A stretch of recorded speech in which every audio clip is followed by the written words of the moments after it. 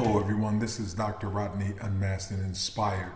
I have the privilege of bringing back someone who has been highly requested, Jeff Henry. Our conversations today is going to be around what does it mean to meld male bonds. And Jeff, I believe, is an expert. He's authentic in the way that he approaches male relationships. He is someone that is trusted by men around the world and also by me personally. He is one of my above the rim brothers. We have been in our meetings for nearly 3 years. He has so many wise and practical ways of embracing manhood and also embracing a level of integrity with men that he has just become a beloved of many.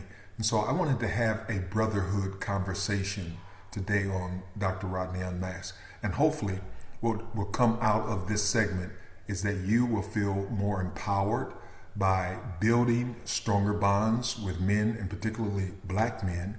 You will be able to recognize some of the symptoms of withdrawal that happens when men stop bonding because of a variety of different reasons. But anyway, I look forward to the time you spend with us, and please comment, share, and subscribe.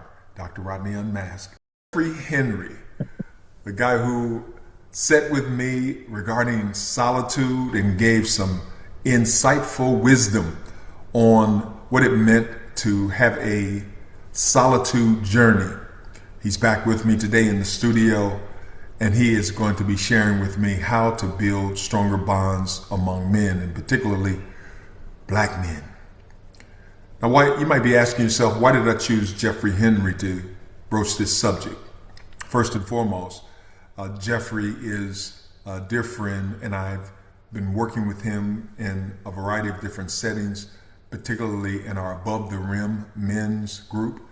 But Jeff has shown me that there is a way to be authentically open and vulnerable in ways in which men feel safe and connect. And so I asked him to come in. Why? Because he has had such an impact on me. He calls me his big brother. And I'm thankful to have such an honor that he would call me big brother. But we're going to jump right in, dive right into the subject.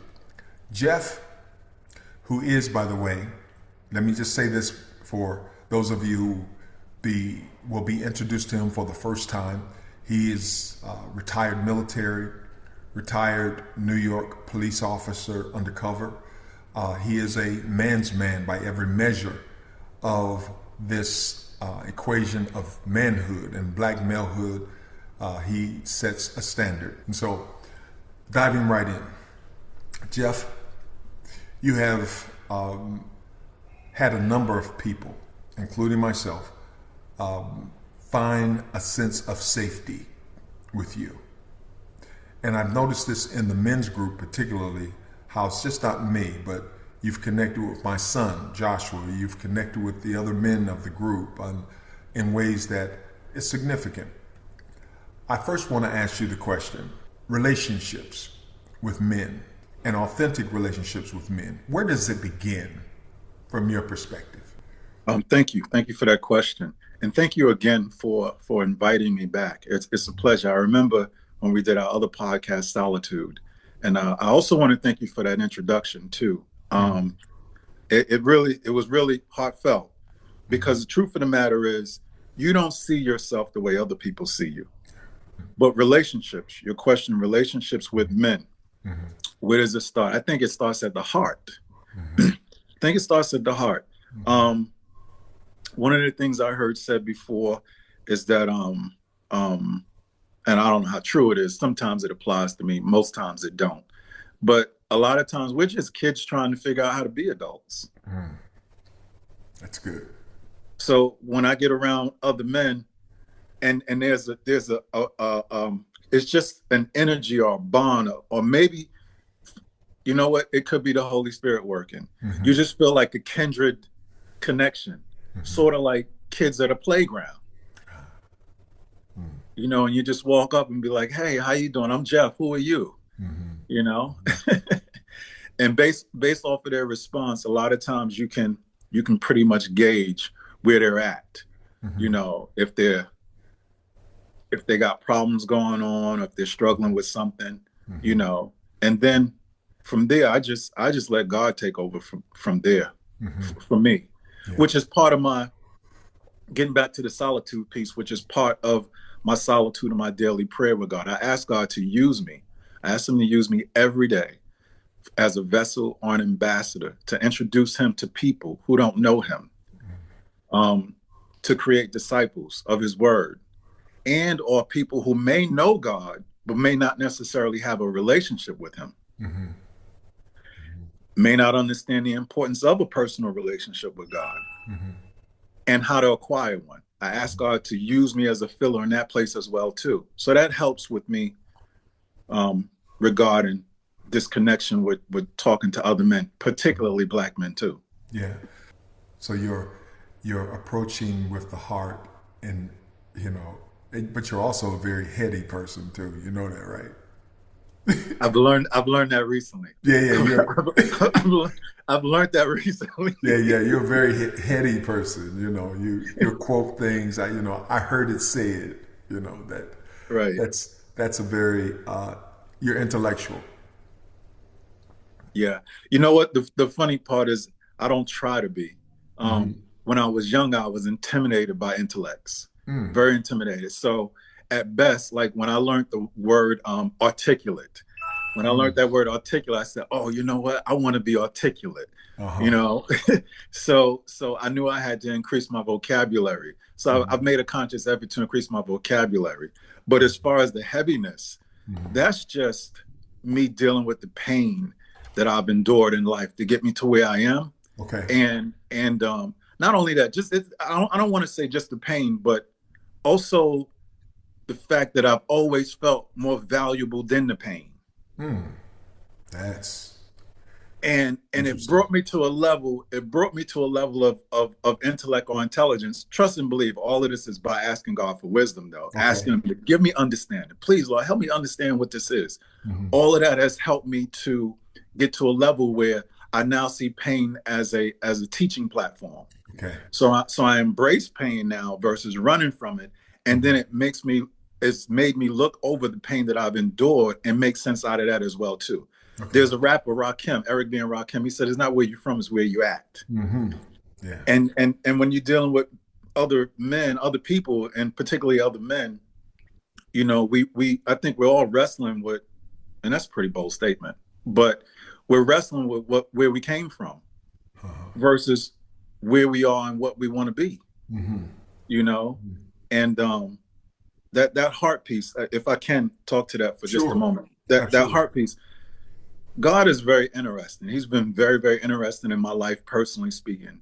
Mm-hmm. um my dad, who was like Moses to me, he basically took me to the promised land. He fed all of this stuff into me. He force fed me stuff, and I say force fed because he wound up transitioning when I was 21 years old suddenly. Mm-hmm. I grew up in a split home, so he wasn't there from inception. I moved in with him when I was about 10 or 11 years old. He transitioned when I was 21. So I had roughly 10, 11 years with him very intimately. Mm-hmm. And I just knew, like, and he used to drop a lot of jewels on me, a lot of stuff. And especially on the at the end of things. And not that he was sick neither. So it was sort of like it was just coincidental. And he used to drop all these gems on me. Anyway, that's been some 35 years ago since he transitioned. And I still draw from the gems that he dropped on me. So getting to the heart, he used to come into my room and take out time with me. He used to just come in my room on a Saturday. I thought it was odd. I'm a teenager, like, you're in my space. You know what I'm Mm-hmm. saying? But he's dad. I'm not Uh, going to say that negative. right. But he would just come in to collaborate with me, just Mm-hmm. want to talk to me. Yeah. Like, what's going on with you? Where are you at? What are you thinking? What do you want to be? Mm-hmm. And I'm looking like, what? And Mm-hmm. then, he would tell me, you could be anything you want to be, Jeff. You could be anything you want to be. And I'm like, oh, okay, I hear you, Mm-hmm. Mm-hmm. but then he would close by saying this. He would say, do you love me? And I go, yeah. yeah, I love you. He go, well, why don't you tell me that? And I'm, this is the 80s. This is, this is the era where you're supposed to say no to drugs and men are men and we don't play with dolls and all, you know what I'm saying? And you talk to as many women as you possibly can or whatever the case may be. He's like, do you love me? And I'm like, love you. Yeah, I love you. Go, why don't you tell me? And I'm like, I don't know. He goes, I love you, Jeff. Do you love me? If you love me, tell me. And I tell him.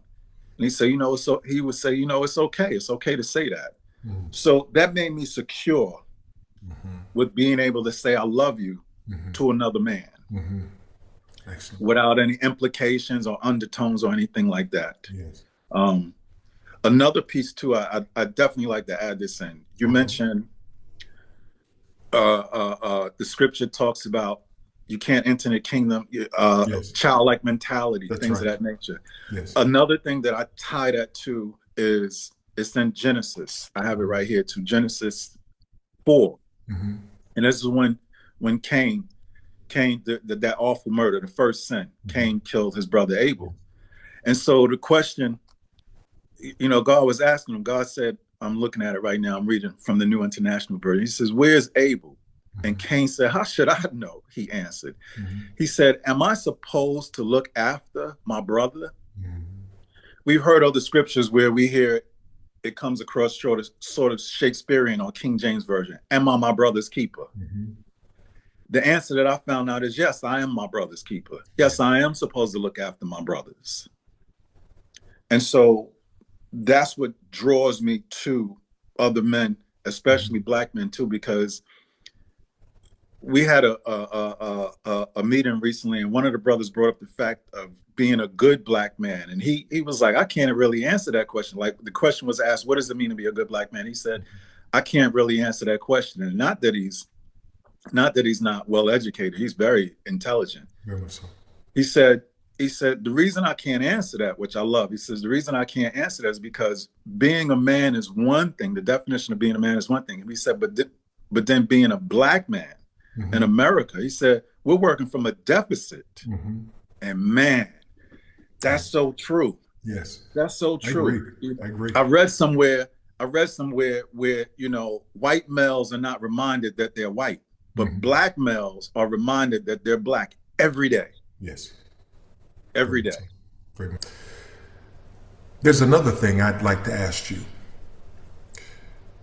When you're dealing with people that have these, or particularly men that have these barriers, right? They don't want to talk about certain things. They are inhibited by some past traumas, as you spoke to, past relationships, or they just never had a bond with another man, not even a brother or cousin. They've just never had a bond. What's some of the get-arounds for that? And now we're talking technique now. Okay. Great question. Great question. Thank you so much for asking me that question. Let me just backtrack a little. So my dad, I like what you said regarding that.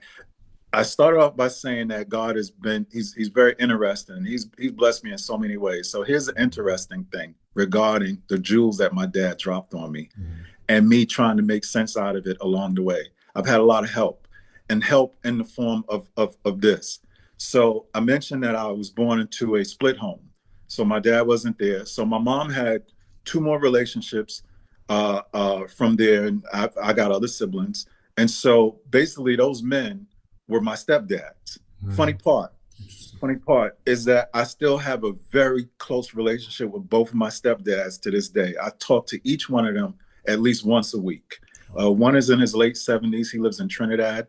The other one is in his late 80s, and he lives in North Carolina. And so I call them not just my stepdads or dads, but I call them my counsel. So now this doesn't devoid the relationship I had with my physical dad. These guys just kind of compound on it. And we have a relationship and an understanding with each other. Although I call them dad out of respect and the roles that they played in my life, I'm not trying to fill anyone's shoes. So there's no confusion. There's no confusion there. Okay. Fact of the matter is that I believe that God has strategically placed them in my life to double down on the jewels that my dad originally laid on me, Okay. and help me to make sense out of all of it, along with the jewels that they give to me as well too. So now, when you're dealing with men, get into your question, men with barriers. My stepdad told me I was dealing with some issues at one point, and he's very applicable. He's very hands-on and things of that nature. So, and I'm very applicable too. I'm good with my hands. So for any if we have any painters out there listening, you know that if you painting and you use a lot of paint on your rollers, or if you spray paint and you spray too much in one area, it'll get heavy and it'll start to run. So my dad told me, he said, Jeff, that problem you're dealing with, he said, you know what? Use, metaphorically speaking, use spray paint. He said, spray it, but spray it lightly. I said, what you mean by that, Pops? He said, you know what I'm saying, Jeff. He said, put on light coats. He said, address it lightly. Just a little coat here and then come back later, a little coat there, a little. He said, before you know it, you'll have the whole thing painted and you won't have no drips. And so when I run across people and I detect barriers, I just spray lightly. I just touch on it, just a little. Hey, I'm here. You know, or are you okay? Or you're all right with, I don't believe that anyone, I don't care. Again, going back to that rapper, Rakim, it's not where you're from, it's where you're at. I don't believe anybody, no matter how you got here, was born by accident. I believe we serve a God who makes no mistakes. And we struggle a lot with what we may have been born into, but that's just the portal or the entry point. I think we can learn from where it is, whatever point we came through, and grow from there and help others too, give back to others. Am I my brother's keeper? Yes, I am. Yes, I am. And so everybody, everyone listening to this, everyone within the sound of my voice, male, female, old, young, black, white, everybody has value. Everybody has value. The sad part is that sometimes we have to be reminded. Yeah. So being a man of faith, you realize that people are in different phases of their life. They're different experiences, and I love that metaphor you use in painting lightly and just thin coats. A little here, that's right. A little here, a little there, right? Put it on thin, That's right. When you could feel it, you could feel the resistance, you could feel the wall. You know what I'm saying? Yeah. I use it in business too. I use the same metaphor in business. The way you break down a boulder is one chip at a time. Yeah. Yes. Nothing is too big for me. Yes. And the God that I serve. Yeah. Well, see, some would say, well, Jeff has a calling to this kind of stuff. It's just clear. You can just sense his spirit. You understand that he understands his sense of purpose and value. But what about the average guy? I have cousins, right, that I want to connect with on a deeper level. They've known me growing up. They've seen me in my athletic days and and I've always been like the guy in my family, right? And man, I desperately desire to have a deeper relationship with them. And at the same time, I realize, wow, their life experiences has been so, in some ways, traumatic. And it's affecting their day to day. And then being able to intentionally spend time with to pull them out or to, allow them to be vulnerable. And so I find myself questioning how much time in a very authentic way I'm willing to commit to the men in my family, and I got to start there, right? I got to start right there with the men in my family. And how many of them are really willing, right? Yeah. Hey, Rod, I'm gonna throw it back at you, bro. Me and you and another brother had a conversation not too long ago. And the other brother brought up the word frequency, meaning, feeling the frequency of something. You brought up the word guiding, and we was all giving a tribute and honor to God regarding it too. Yes. And so I was smiling while you were saying that because I feel the same way too. You know, man, you and your word, you know how it goes. It's seed time, harvest, Mm-hmm. seed time, and unfortunately, you know, sometimes we feel like we're supposed to harvest everybody, Right. Yeah. you know, but it's not our job to harvest everybody. Some may be for the picking. Some Yeah. we may have to harvest. Some we have to plant seed in. Yes. Some we may have to nurture. Mm-hmm. You know, overall, we want to do it all. We want to plant the seed, nurture it, and harvest it. But that's not our job. And so I had to pray on that recently too. I was talking to God about, and what I did is I asked God. I use your word. I asked God to just guide. You keep guide me to who you want me to give this to and Yeah. share this with. Yeah. Yeah. You know, I'm sure the listeners heard this saying before. Hurt people hurt people. Mm-hmm. Yeah. That's, you know, hurt people hurt people. Yeah. And I broke that down and was like, well, you know what? With hurt people, what do free people do? Mm-hmm. Free people. That's right. So we have a level of freeness in our relationship with God and our walk in with life. And so we want to go out and help and free others, but hey, we can't free them all. Yeah. You know, it's not our job to free them all. Mm-hmm. Let me state for the record, I believe that there's been so much hurt and deception and trauma that Black men have faced that it's hard to trust an authentic relationship with another man. And getting beyond that, I believe you hit on the proper way to approach it. God first. God, how would you have me to handle this? Because this person is coming off as if I have hurt him. I've not done anything, you know, other than open up channels of communication, channels of care. But the realization is that this person is still wrestling with mistrust of other men. And I think even deeper is a mistrust of themselves or a devaluation of their self. If I may, I think that there's two, other than the past trauma or the mistrust that happens when there's no male figure like the ones you have had in your life, the mistrust of other men because of broken relationships, all those things. There's these other two things that happens in the life of men. One is comparison. This second thing is competition. Men often find themselves in competition with each other. It's this ability to escape into those things, those external competitive things that allow us the space to not be vulnerable. Would you agree with that? And what would you add to that? I definitely agree with that. And so I think a lot of it depends on the lens in which you look at things. Mm-hmm. You know, the world wants you to see things from one perspective, but then when you get into your word, God wants you to see you through another perspective. Mm-hmm. So let's take comparison.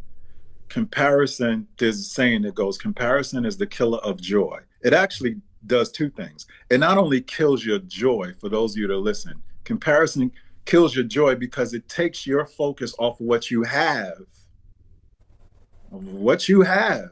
and you're looking at things that other people have and what you don't have. So you're not considering what it is that you do have. So number one, it kills your joy. The second thing it does is it kills your momentum. It kills your momentum on you going to get what it is that you want to have. You know, so, but the world wants you to see it. Comparison is like a competition or things of that nature. And that's the wrong way to view things. You won't get the satisfaction that you're seeking for doing that. What the word actually says, we should be happy for those. Mm-hmm. Anybody who has something that I would like to have that I haven't gotten yet or don't know how to get there, I have no problem asking them. First of all, I have no problem congratulating them. And then I have no problem saying, hey, can you tell me how you got that? And then competition. We talked about this one time in one of our men's group, in the ATR group. And I brought up the fact that you don't have to be the leader in order to be a leader. Yeah. And society wants you to think that you have to be the leader. Mm-hmm. I'm very comfortable knowing that I may not be the leader, but I am a leader in my own class. Yes. Until God decides to promote me. Mm-hmm. Okay. And I think when people look at it from that perspective, they'll have a different approach. Again, going back to Genesis, am I my brother's keepers? Yes, I am. Let's take basketball. Let's take Michael Jordan as great. And there's an argument going on now between who's the greatest, LeBron or Michael Jordan. That's not the point here. The fact of the matter is that each one of them had a coach. Mm-hmm. People forgetting that part. Very true. Am I my brother's keepers? Yes, I am. We all need each other. We need each one of them had a coach. That's right. That's right. And who said, hey, when you go back out there, do this. And a team to support their greatness. Absolutely. Oh, my goodness. That's right. So Jeff, when we think about those external cues that allow us in some ways to escape being vulnerable, being open, being authentic, because we can hide behind the language of what our society says is masculine and acceptable. Or we can choose, and I do believe that this is a choice, we can choose to break through the mask that we're purported to wear and it's expected for us to wear. I found, and I've been on this journey of unmasking, right? And that's the name of the podcast, isn't it, Dr. Rodney Unmasked? Yes, it is. I've been on this journey of unmasking, and now I really find it difficult to not have important, valuable conversations with men. The meaning of life now has not been transferred or supplanted by these external things, but it's the ideal that I can have what you had pointed out so beautifully. I can open my heart to other men and find my sense of direction in terms of this person, my personhood, and this person, how we can add value to each other's lives. And I'm going to ask you to speak to this, and we're going to close this segment out. That takes courage. Courage, man. I think, okay, I'll speak for me, man. Okay. When my dad died, I was 21 years old. Man, you talk about hurt, lost, abandoned, and pain, because it was sudden. And I watched it. I was right there at the hospital the day he expired. It was traumatic. It was multiple things, man. And I went through so much after that and contemplated suicide. It was a lot, man. I just saw myself in a dark space, which, going back to the jewels he used to drop on me, it was conflicting, the things that he dropped on me. So it was that. I was a little bit into my Bible at the time. I knew enough that suicide wasn't something that God would honor. And so, and for the record, I only thought about suicide because I thought it would get me to where he was. Mm-hmm. I just wanted to be next to my dad. So let me just put that out there. So it's deceptive. It made me think that if I just, in my life, I would just be with him. And it's funny, he came to me in a dream and was like, yo, what are you doing? And I'm like, what are you talking about? He said, what are you doing? I said, I'm trying to get to where you are. He's like, no, like with urgency. It's like, no. And I'm like, I was mad. I'm like, why you say no? He said, Jeff, he said, that was my time. That was my time. He said, for whatever it is, that was my time. He said, we'll meet up again, but now you have your time. And I'm like, well, what am I supposed to do in the meantime? And he said, take everything that I've taught you and be the best man you could possibly be. So let me fast forward. My relationship with my stepdads didn't start off from there. It built up over the years. And then it took me going back to Genesis. I had to figure out my value. I was broken. I had to figure out, why was God waking me up every day? Why was he doing that? So I had to go back to Genesis and find out that we're all created in his likeness and image. It's called the Imago Dei. And that we all are individuals, and that we're here for a purpose or purposes. And we all have gift, talents, and abilities. I'm learning all this stuff, reading this, and I'm just asking God to help reveal it to me. And then he started, introducing other people into my life, other men, females, whatever the case may be, who was helping me bridge those gaps. And so I wound up, that helped me have the courage, because once you realize who you are, once you're comfortable with that, you realize that you're not an accident, and you're here on purpose, and that you have value, and that God is looking over you. I don't care what race you are, not what society says, but what God says. The courage, that's it. You don't need you don't have to deal with that anymore. You don't have to struggle with that, and then you start learning little things along the way. Like, there's an infamous boxer. He was taught confidence breeds success, and success breeds confidence. He says confidence applied correctly supersedes that of a genius. So it's not in a degree. It's not in any of that stuff. Degrees are nice, but it's not in a degree. Huh? A boxer said that? Mike Tyson. Oh, Mike Tyson. Okay. Mike Tyson said that. Yes. Okay. But anyway, when you get into your word, you realize God doesn't operate by fear, although that's a human feeling. He operates by faith. Fact of the matter is, the hero and the coward both operate in fear. It's what they do with it that makes the difference. The coward, the person who allows fear to cripple them, becomes the coward. You allow fear, some false evidence appearing real. You allow it to paralyze you. The hero, on the other hand, who experiences fear, move forward with it. They fight forward in spite of the fear, which makes them look like a hero. I just decided that no matter what life throws at me, I want to be up more than others want me to be down. That is a decision. That is a decision. Yes, it is. And I'm going to close this episode with that very thought, right? It is a choice. It is a choice to engage yourself to the degree that you will face the challenges of what it means to be a man, a black man specifically. You will make the choice of bettering yourself, being the best version of yourself you can be, despite the deficits you may be faced with. It is imperative, and I'm listening to Jeff like you are today. It is imperative that you have other men around you. And yes, you may be doing things absolutely wrong and you don't want anybody around you to critique you. Then you've made a decision not to grow. You've made that decision. That's your choice.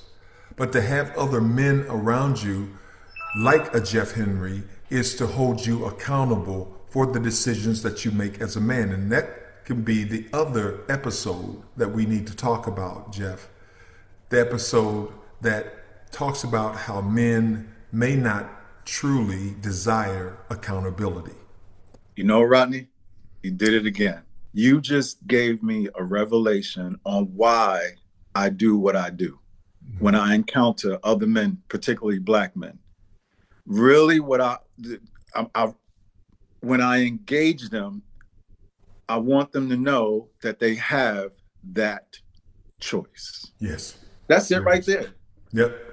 That's it right there. Yeah, that's it right there. When I see it or I sense it or I feel that they don't know it or that they're not operating in their choice, that garners the engagement. Okay. To let them know, hey, you can make a choice. Yes. Very much so. That's it. Thank you. No, thank you. And we're going to end this episode with this. First off, thanking Jeffery Henry for being a part of this conversation and making this a very lively and deep conversation around bonding between men, particularly black men. Jeff has a lot to say and a lot more to say. So we're going to count this as our first episode. We're going to come back and we're going to talk about this choice piece and this accountability piece among black men, because it is our choices that we are making because each and every one of us have been given the power by God to make a choice, a decision. And you may be deciding to keep men out of your business, all right? Other men out of your business. But it may be simply because you don't want accountability. So I want to thank each and every one of you for allowing us to come into your living rooms, your phones, your laptops, and engaging us in this conversation. And I want you to comment on some of the things that you've heard today. Anything that kind of jumps out at you. And yes, if you want to know more about Above the Rim, the men that meet twice a month to talk about men issues, where we keep each other accountable, where we have decided this is a safe place to be vulnerable, and men who care genuinely for each other. You can comment in the section and say, hey, how can I get to know more about this particular group of men? Also, we're growing. This community, Dr. Rodney Unmasked and Inspired, those of you who are settling in from around the world and looking at some of the content that we're producing, I hope and pray that you're sharing it with your friends and family so that we can continue to provide content that inspires you. So we want to thank you for being a part of Dr. Rodney Unmasked and Inspired. And also, please like and subscribe and share. Please do that today. Thanks again.